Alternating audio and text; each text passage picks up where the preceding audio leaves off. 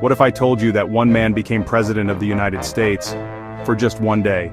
No votes, no ceremony, no one really noticed. But technically, he may have run the most powerful country in the world for 24 hours. This is the strange case of David Rice Atchison, the man who maybe was president. And it all started with a Sunday. Hi everyone, I'm Matt, and welcome to 10 Minute Story. Today's tale is part legal loophole, part historical legend, and part political comedy. Stay with me till the end, because we'll unpack whether this man was really president, or just the most famous technicality in American history. Let's set the stage. The year is 1849, America is growing fast, tensions are rising between North and South, but today's story isn't about war or revolution, it's about a calendar. David Rice Atchison was a lawyer, a pro-slavery politician from Missouri, and a staunch Democrat. He served as a United States Senator from 1843 to 1855, and at one point, he was even President pro tempore of the Senate. Now, in the line of presidential succession, that title actually mattered. Back then, if the president and vice president were both unable to serve, the next in line was, surprise, the President pro tempore of the Senate. Not the Speaker of the House, not the Secretary of State, just some senator with a long title. Guess who held that title in March of 1849? Yep, Atchison. Here's where things get weird. President James K. Polk's term was set to end on Sunday, March 4, 1849 at noon. But the newly elected president, Zachary Taylor, was a devout Christian. He refused to take the oath of office on a Sunday. Too sacred, he said.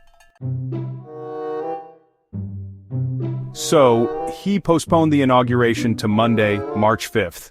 Sounds harmless, right? Well, someone did the math. If Polk's term ended at noon on Sunday and Taylor didn't take the oath until Monday noon, who was president during those 24 hours? Cue Atchison.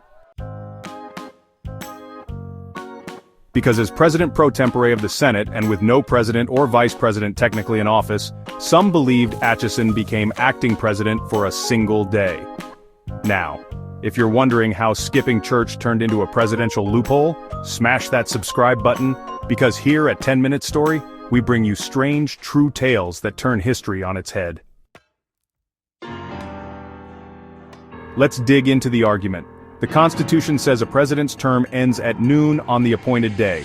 That was Sunday, March 4, 1849. It also says a new president must take the oath of office to begin serving.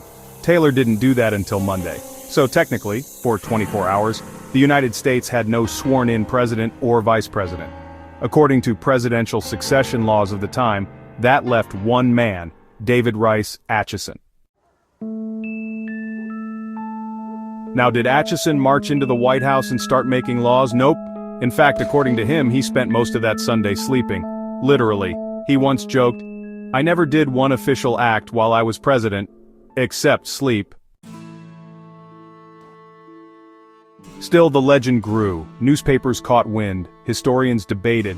A tombstone was even erected for him later that reads, "President of the United States for one day." Pretty bold for someone who never took the oath and never technically acted. Here's where it gets tricky. Most historians agree David Rice Atchison was never actually president. Why?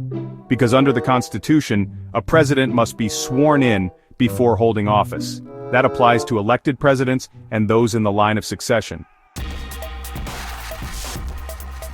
Atchison wasn't sworn in. Also, his Senate term had expired at noon that same Sunday, just like Polk's presidency. So technically, he wasn't even a senator during that gap. In short, no oath, no active position, no executive actions, no presidency. So, why do people still say he was president? Well, because it's fun. And honestly, because it's absurd. It kind of makes us ask questions like, what really defines a president? Is it the title, the oath, or the power? Can you actually be a president if no one even knew you were? And does sleeping through your presidency make you the best, or maybe the worst, leader ever? Atchison's story lives on, Not because he changed the country, but because of the questions he raises. He represents that weird intersection of law and legend, where technicalities become tales. And honestly, he might have the best possible presidency in United States history. No wars, no scandals, no speeches, just one long nap. It's also a reminder that the transfer of power, something we often take for granted, is actually pretty fragile. Had something gone wrong during those 24 hours? Who would have taken charge? In today's world, that kind of constitutional ambiguity would set off alarms. But in 1849, it just led to a very well-rested senator and a historical footnote.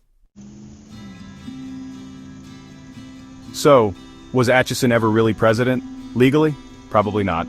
Technically? Maybe. Historically? Definitely not forgotten.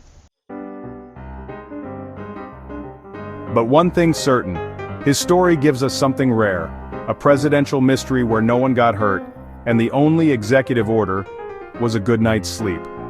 What do you think?